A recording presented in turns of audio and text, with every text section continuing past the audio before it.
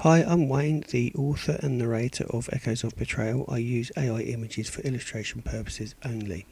Chapter 43.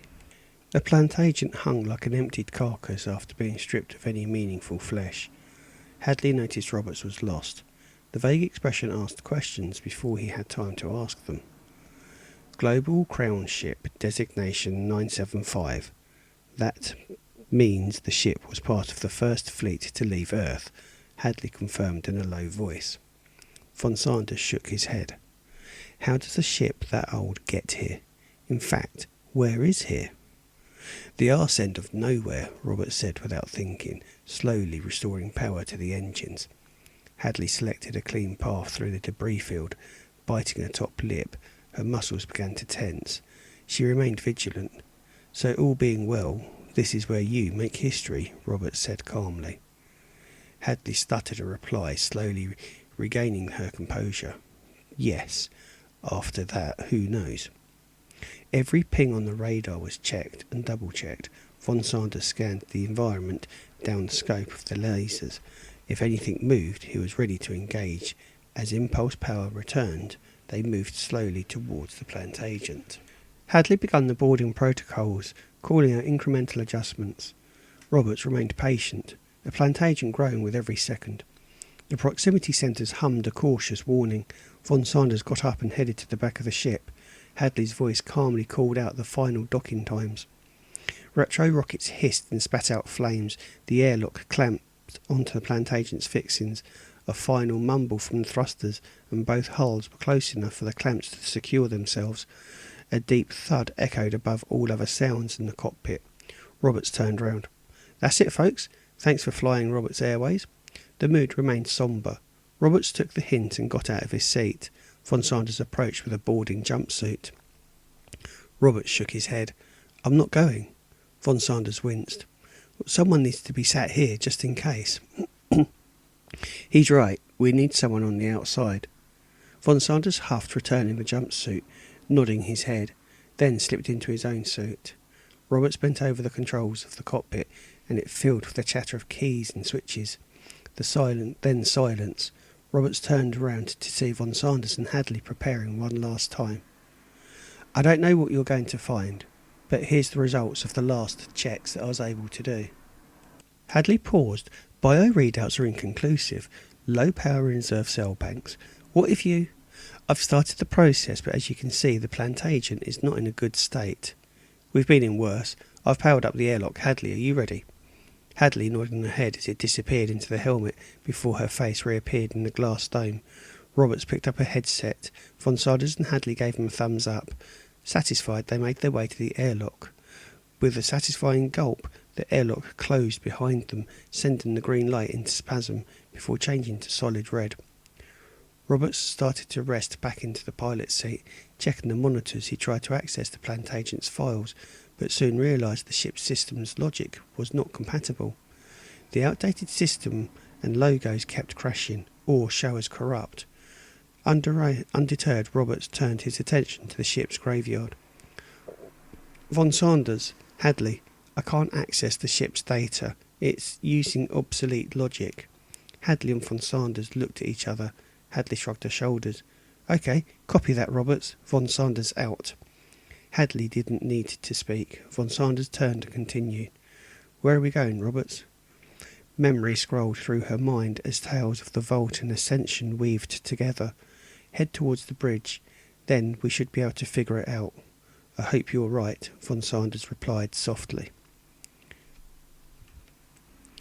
The Plantagenet started to grow into a maze of rusting bulkheads and shattered glass.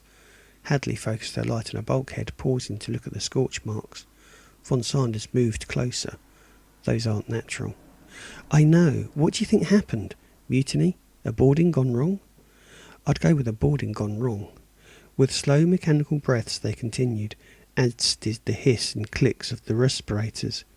Hadley led the way ahead, her thoughts returning to the bridge and Ascension. Every thought was used to drive through the stillness.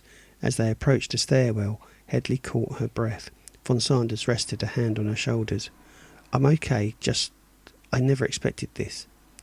Von Sanders took Hadley's helmet in his hands. We complete the Ascension and get out of here. Understand? Hadley nodded. Good. Let's move on. Hadley followed Von Sanders up the stairwell, noting the different levels as she did so. The Plantagenet was a huge vessel. She watched as Von Sanders moved swiftly ahead.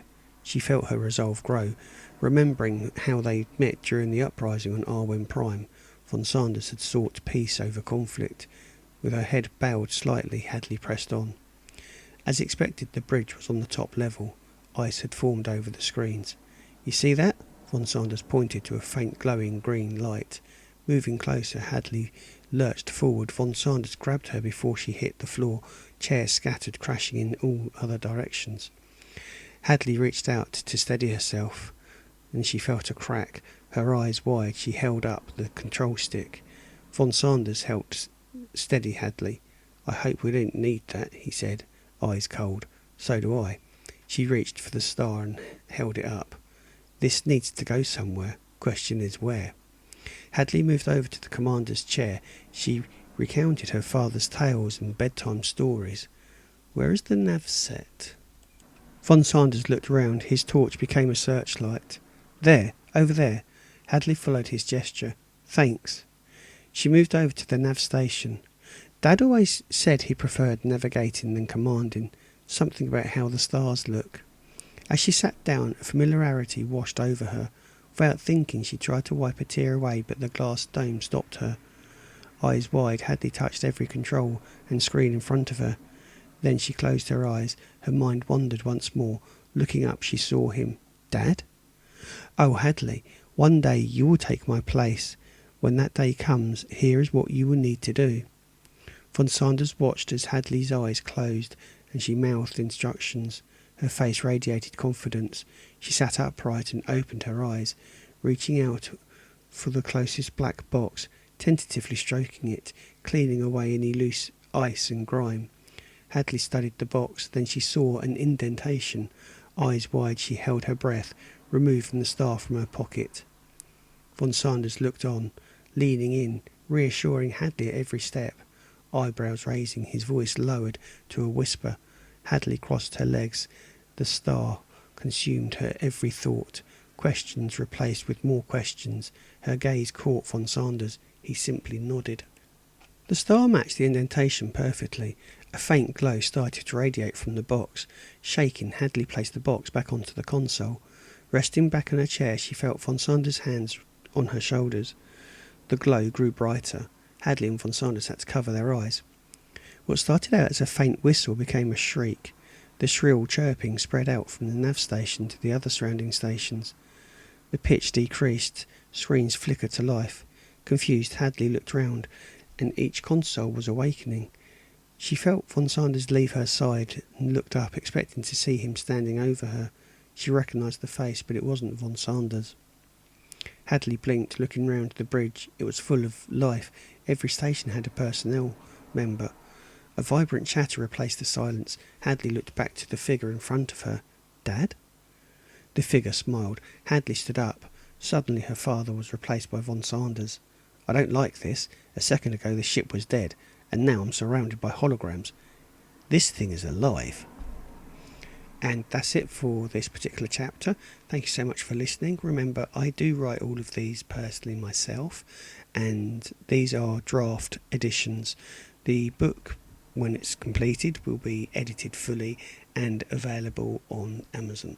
If you're interested in my other work, you can go to my Amazon bookstore or go to my website, wayneblinko.com.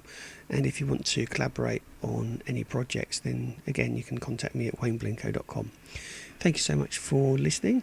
Please subscribe if you haven't done so, and if you're enjoying the story, leave me a comment in the box below, and I'll be back very soon with another chapter. Take care of yourselves, and I'll see you soon. Bye.